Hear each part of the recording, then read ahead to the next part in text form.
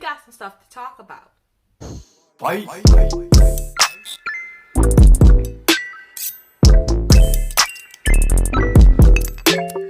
All right, so the scripture I'm coming out of today is Ephesians chapter 6, verse 10. And it says, finally, build up your strength in the union with the Lord, and by the means of his mighty power, put on the armor that God gives to you, so that you will be able to stand up against the devil's evil tricks. For we are not fighting against human beings, but against the wicked spiritual forces in the heavenly worlds, the rulers, authorities, and cosmic powers of this dark age. So put on God's armor now. Then when the evil day comes, you will be able to resist the enemy's attacks, and after fighting to the end, you will stand and hold your ground. All right. That was straight out of the handy dandy Bible.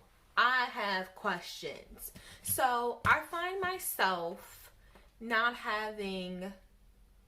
I have faith-based friends, but let's be honest, every friend that is a believer is on a different level. And that's understandable. Like, I wasn't where I was last year, and I'm happy about it.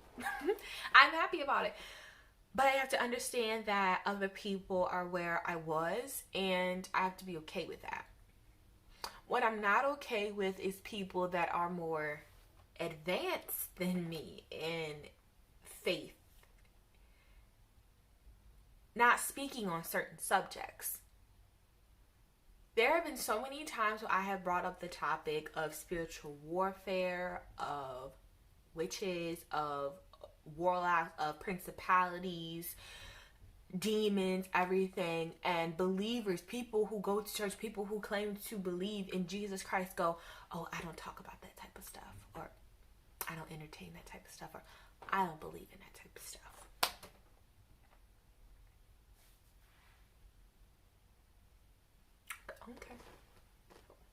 Okay.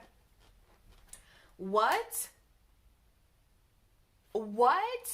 I don't understand how in the Bible it tells for us to go and to be lights in this world. We can't be lights if we don't talk about the dark things as well. It's not just Satan. He has workers. He has different spirits and demons working for him, principalities and regions. We need to know about this stuff. Granted, I am not knowledgeable in all of it, but I'm slowly but surely gaining my knowledge. But the thing is that I am aware and I understand, and that I accept that this is just going to go on. But when people are like, I just don't talk about that. It's like, who's supposed to talk about it if we aren't going to talk about it? You're wondering why things are happening in your life that you just don't understand. If I'm a believer in Christ, why is this stuff happening? If you are a believer specifically, you are under spiritual attack the majority of your days. You probably have generational curses, familiar spirits in your families, things attaching onto you, and cycles that just continue to go, and you don't understand why they're not stopping. They need to be broken. They need to be broken. But you don't acknowledge the fact that there are other spiritual beings than God and the devil.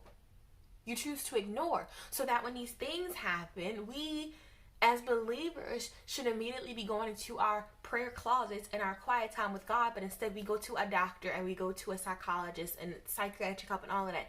And I'm not saying that if you need that, not to go, but it needs to start at home first. Your immediate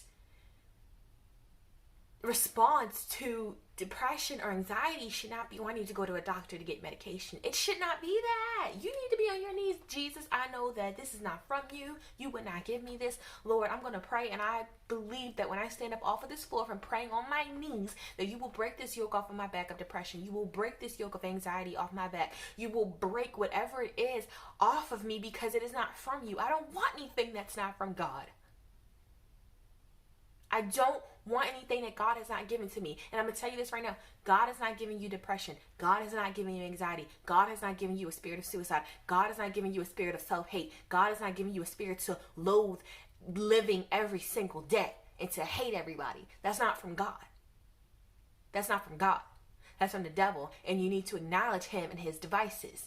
But we need to differentiate from demonic spirits and things having holds, and then when it is our bodies doing things to us. But the majority of the time, it is evil spirits. It's spirits of depression, anxiety, suicide, just all this stuff going on, and we will counsel that so much instead of casting it out, and I just don't understand it. Prayer works, and prayer works if you want it to work. That's another thing. A lot of people pray and they don't mean it, and they don't believe that God can do it. I'm going to tell you this right now. If you're going through depression, anxiety, suicide, an eating disorder, if you're contemplating doing things that you know for a fact that you should not be doing, but you just don't understand why you feel a certain way, or you have certain perverted urges inside of you and you know that's not you, but you keep getting these urges and you're like, it must be for me if I keep having them, but I don't want to act on them, but if I keep getting them, you know, it must be for me. I'm going to tell you this right now. You need to get on your knees and you need to ask God what is going on, because the devil will tempt you with things and make you believe that it is you. He will speak things into your head and make you think it's of yourself because it's coming from your mind. There is a book called The Power of Now, and it talks about the mind and the egos. And that book lets you know that your mind is the most deceiving part about you. But what they teach us in school, that our mind is the center of control for it all.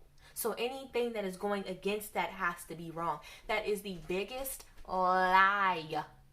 That is the biggest lie. When you turn your mind off and you let your spirit speak, a lot of things start coming into perspective. A lot of things start making sense. A lot of things start coming together. You don't have to be depressed if you don't want to be depressed. You don't have to have anxiety if you don't want to have it. You don't have to have suicide if you don't want to have it.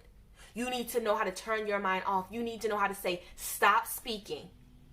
And you need to know how to go before God and ask him to give you your peace back. Satan has took so much of our peace in today's world with so much going on. We're constantly scared. We're constantly fearful. We're constantly questioning everything that's going on around us instead of getting on our knees and asking God to help us. For we don't wrestle against flesh and blood. We don't fight each other as much as we fight our minds. We don't do it. Be honest, we do not fight each other as much as we fight our minds. But if you understand that you have the power to turn your mind on or off, your life will begin to look significantly different. Satan knows that they have programmed us to believe that whatever comes out of our brain and in our mind is the truth, and it's the knowledge, and it's the way that we should be following. But what happens when your brain is lying to you and you don't even know it's lying to you? Do you know how to differentiate from your spirit and your brain? Do you cut off your spirit when it's talking? Do you cut off your heart when it's talking, when it goes against what's going up here, even though this makes more sense than this? Do you do that?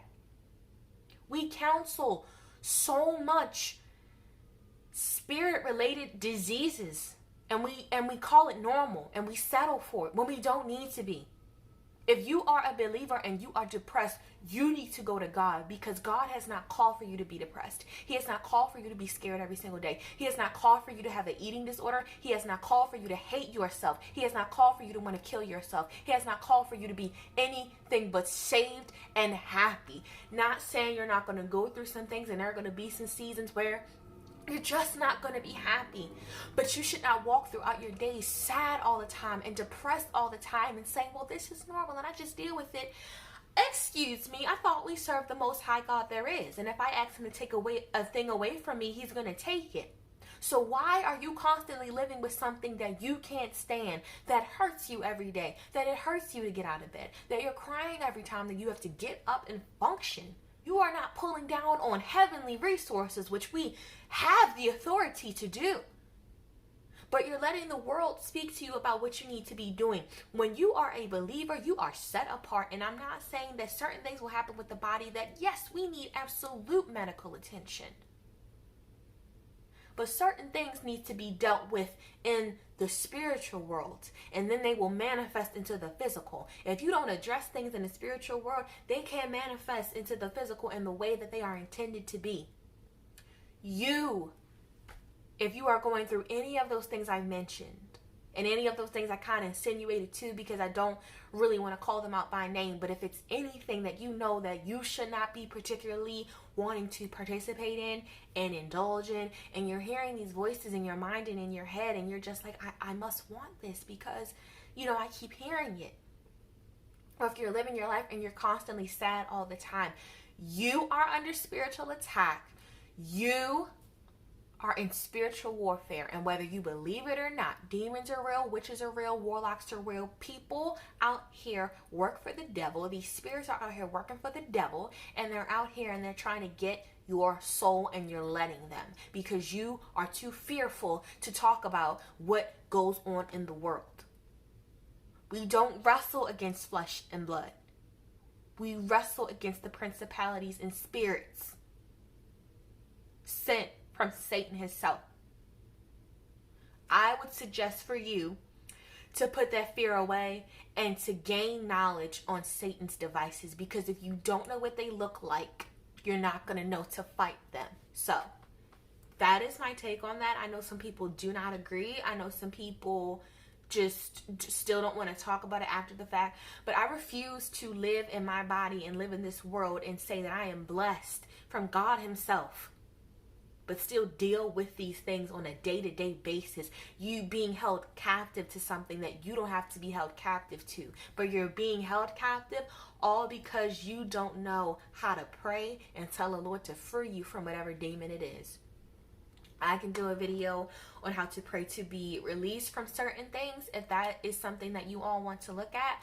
But I just really needed to address this because a lot of Christians are going off of, oh, we don't talk about that, or I don't believe in that. And that is allowing for other Christians to say, well, if they do it, you know, I don't have to do it. And that is just something that is completely unacceptable. There are people that aren't believers that know that the devil is real and evil spirits are real. Why don't believers?